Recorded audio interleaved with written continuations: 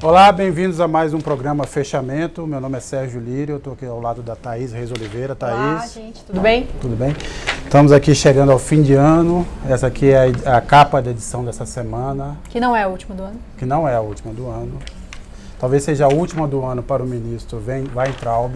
Inclusive, acabaram de me mostrar agora que ele fez um meme na internet, colocando a cabeça num lugar para ter o pescoço cortado. Ele é sempre muito engraçadinho. Sim, ele é divertido, né, Thaís? Sim. Eu lembrei daquele episódio em que ele jogou o microfone no chão, imitando Elvis Presley. E ele disse na ocasião, Ape is out. Talvez agora a profecia se cumpriu ali para ele. E ele vai deixar saudades em alguém, você acha? No bolsonarismo, sim, né? Ele estava numa competição ali com a Damares, né? Principalmente com a Damares, mas também com o Alvim, para ver quem era mais, quem ultrapassava mais os limites, né? Ele ganhou várias vezes, né? Sim. O campeão da semana. Então, talvez ele faça uma falta. Exatamente não está claro ainda se ele vai sair, daqui a pouco o Barrocal vai comentar isso, daqui a pouco a gente chama o Barrocal, mas obviamente há uma pressão crescente e é muito provável que ele não volte, não continue no Ministério logo no início do ano, né? Embora o Bolsonaro tenha negado. E o mais interessante, Thaís, é que se ele cair, ele não vai cair pelo conjunto da obra, de bobagens que ele falou. Como guerreiro cultural ele vai bem, eu acho, né? Ele está no Ministério para isso, a verdade é essa. Mas ele vai cair pela pressão do interesse privado, né? De uma aceleração da mercantilização do ensino, da privatização. Mas você vai sentir saudade de você, por exemplo? O que você achava do Weintraub? Se você para pensar no governo como um ajuntamento de malucos, que é o que é, você pensar, talvez a gente não tenha aí alguém com brilhantismo do Weintraub nesse setor específico, mas eu temo que ele seja substituído por alguém que vá, na verdade, levar a cabo o projeto do bolsonarismo para a educação, porque apesar do que houve, dos retrocessos que ele impôs à pasta, a verdade é que o Bolsonaro não conseguiu. Ele foi muito mais bem sucedido fazendo a guerra cultural do que, de fato, desmontando as universidades públicas, os institutos federais, etc., né? E vai ficar marcado aí pela incompetência. Eu também temo pela chegada dos profissionais, porque eu acho que se mudar dessa vez vai ser para colocar alguém que vai saber conduzir esse projeto da forma como se imagina, né? Sim, eu acho que o Barrocal vai saber explicar um pouco melhor quem são os interessados na deposição do Abraham Weintraub. Barrocal, é com você. Boa tarde, colegas de redação em São Paulo, amigos de Cara da Capital. Pois é, na minha última reportagem do ano, eu trato de uma unanimidade nacional negativa, o ministro da Educação, Abraham Weintraub. Ele está de férias desde o dia 14 e talvez não volte. Dias antes de sair de férias, ele comentou com um dirigente de uma instituição privada de ensino que sua passagem pelo cargo havia terminado. Dentro do MEC circula até um nome forte para substituir Weintraub, o de Onyx Lorenzoni, chefe da Casa Civil de Jair Bolsonaro. Com Lorenzoni, talvez avance a mercantilização da educação brasileira, o que até agora não foi lá muito possível graças ao gosto por polêmicas de Weintraub. Em 8 meses no cargo, ele privilegiou a guerra cultural, uma verdadeira paixão do bolsonarismo. Ataca a esquerda, Paulo Freire, o globalismo, as universidades públicas federais, os professores. Gente graúda, interessada em negócios na educação, anda contrariada. É o caso do maior bilionário do Brasil, Jorge Paulo Lemann. 2 deputados da bancada Lemann ajudaram a minar o trabalho de Weintraub ao longo do ano. Uma comissão de vigilância do Ministério, criada por sugestão da deputada Tabata Amaral e relatada pelo deputado Felipe Rigoni, entregou no último dia 17, um relatório que é bastante crítico ao MEC nesse ano de 2019. Quem também gostaria de ver o avanço da mercantilização da educação é Elizabeth Guedes, irmã do ministro da Economia, Paulo Guedes.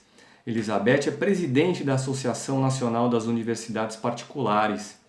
E olha que Weintraub fez certas coisas para facilitar, sim, o avanço dos interesses privados na educação. Ele botou dentro do MEC 2 advogados que no passado trabalharam para a Croton, o maior conglomerado educacional do Brasil e um dos maiores do mundo.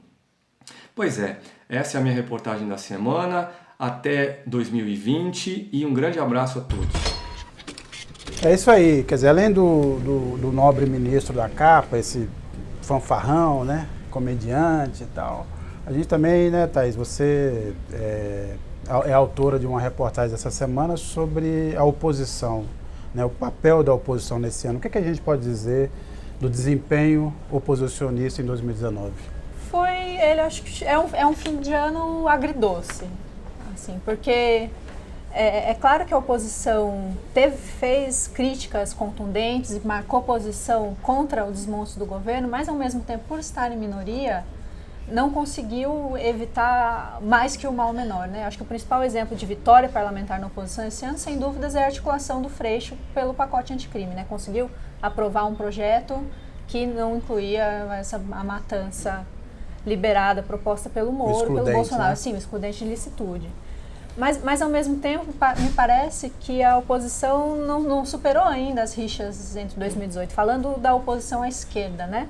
Eu tive conversando agora mais cedo com o presidente do PDT, com Carlos Lupe, e perguntei como ele encarava as declarações mais recentes que o presidente Lula fez em um evento sobre contar com o PSOL, o PCdoB e uma parte do PDT numa aliança contra o governo, né? E ele se irritou, né? Disse que essa é uma tática diversionista do PT, que isso já tinha sido repetido outras vezes e que no PDT não tem espaço para esse tipo de divisão.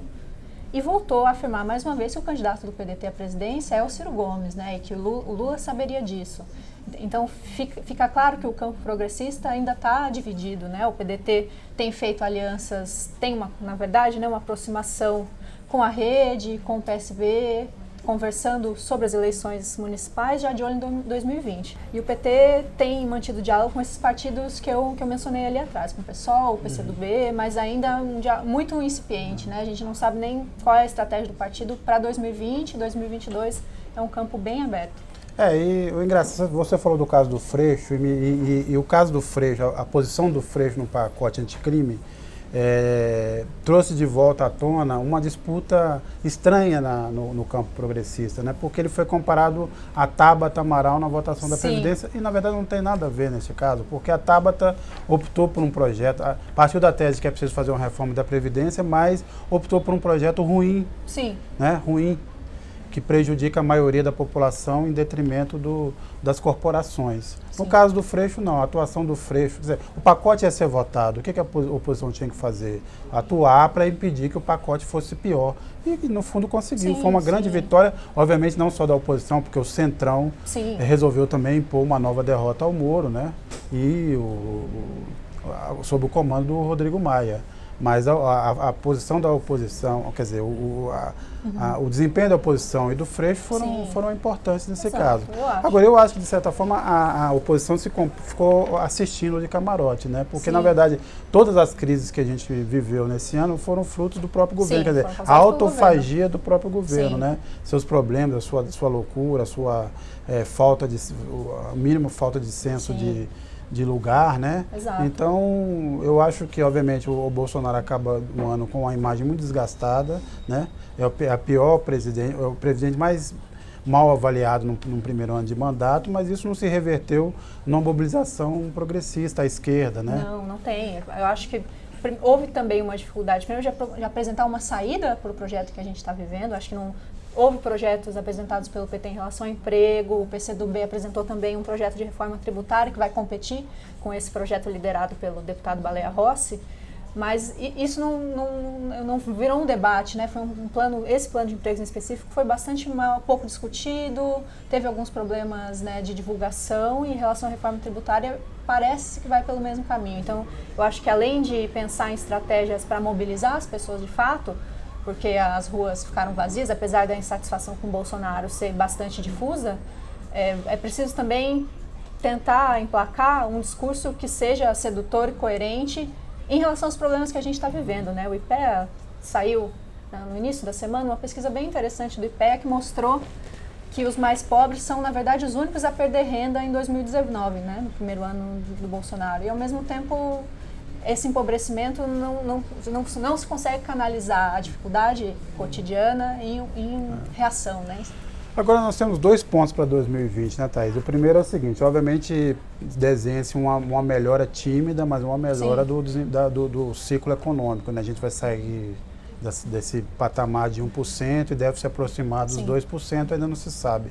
É insuficiente para resolver os problemas, é insuficiente, inclusive, para reduzir o estoque de desemprego, mas dará ao bolsonarismo um discurso, né? Ao mesmo tempo, o bolsonarismo terá mais dificuldades com a agenda no Congresso, porque ela é mais complexa, né? E atinge interesses muito mais claros do que a reforma da Previdência. A reforma da Previdência optou por atingir a maioria que não tem voz no Congresso, são os deserdados, né? Dessa vez não, porque ao fazer a reforma tributária você vai mexer com interesses dos estados, dos municípios, vai mexer com o interesse do empresariado, né? Vai mexer com o interesse dos rentistas, público, do funcionalismo. E também a reforma do Estado que eles pretendem. Então são muitos projetos, né? É uma agenda muito complexa, até muito ambiciosa. Para um ano parlamentar que é muito curto, porque as eleições. Já então este espaço, este momento é uma boa oportunidade para a oposição se reorganizar. Mas precisa achar o eixo, né? Sim, exato. Porque esses últimos 2 meses são um momento para que os parlamentares de centro, de esquerda, todos eles voltem para a base e descubram se é o momento ou não de ter uma postura mais combativa em relação ao Bolsonaro. Eu tive conversando com alguns interlocutores do centro, do MDB, de outros partidos, e o que eles sentem, por enquanto, é que da parte desses parlamentares ainda não há um espaço para uma defesa ampla do bolsonarismo. Então, o centro tem ali se colocado como uma alternativa eleitoral, de fato, né, quer disputar o executivo.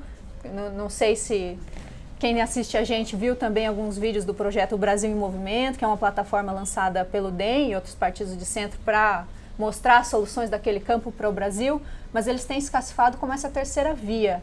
Mas o momento político brasileiro mostra que ainda não tem espaço para uma terceira via se firmar. As pessoas estão bravas, as pessoas querem brigar.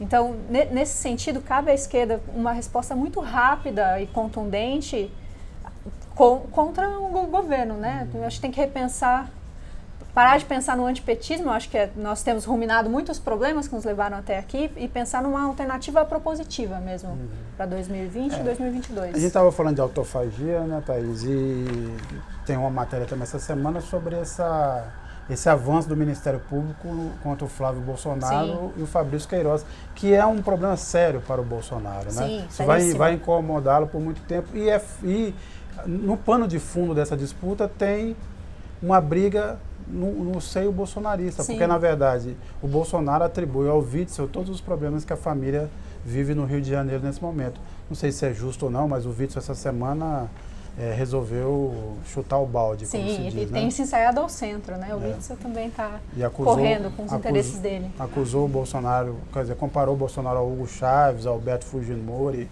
né?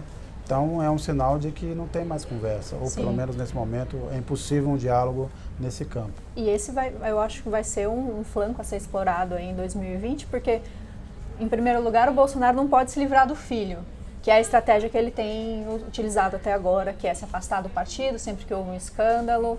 Muito provavelmente o novo partido dele não vai conseguir se legalizar a tempo de lançar candidatos em 2020, então para o discurso anti-establishment dele isso é muito bom, mas não tem como ele se afastar do Flávio, né? Então, agora que o Ministério Público conseguiu de fato levar adiante essas investigações, vai ter acesso aos dados bancários, a quebra de sigilo, tudo que eles estão colhendo aí nessa última operação dessa semana, vai ser um momento bastante complicado para o Bolsonaro, né? Porque já são fartíssimas as evidências de que Flávio e Queiroz tinham um esquema um pouco nebuloso ali, legal, né?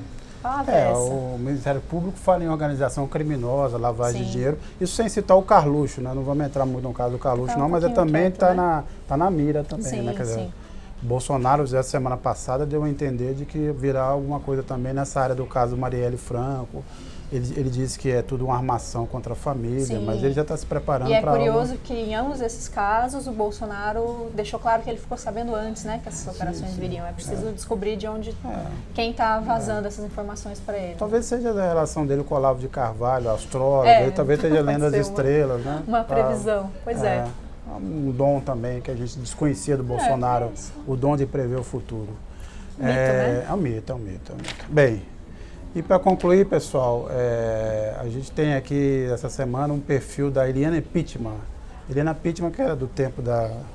Não, brincadeira. Ia dizer que era do seu tempo, não do meu e tal. Mas uma cantora muito, muito versátil, muito famosa, que gravou de tudo, do carimbó à bossa nova no Brasil. Estava alguns anos afastada dos estúdios e voltou agora recentemente. Então o Pedro Alexandre Sanches nos conta aqui um pouco como é que é esse novo disco da Eliana Pittman. Fala aí, Pedro. Oi, pessoal. O plural dessa semana, a gente está fazendo um perfil de uma figuraça, que é a cantora Eliana Pittman. Eliana, os mais jovens não se lembram muito dela, mas ela é filha adotiva de um saxofonista norte-americano muito importante, que é o Booker Pittman. Ele adotou ela, casou com a mãe dela e ensinou ela a cantar jazz. Só que ela era uma cantora que não se fixava em gênero nenhum, então ela passou a misturar jazz, bossa nova, samba, e nos anos 70 ela fez muito sucesso cantando carimbó, que é um ritmo tipicamente paraense. Em 78 ela parou de gravar, ficou 17 anos, gravou só 2 CDs num período bem longo, e agora ela está de volta lançando um disco novo 17 anos depois. A gente faz um perfil dela, entrevista ela. No site vai ter a versão completa da entrevista também. É isso por essa semana. A gente volta no ano que vem. Esse foi mais um fechamento. Até a próxima edição e obrigado pela audiência. Até mais.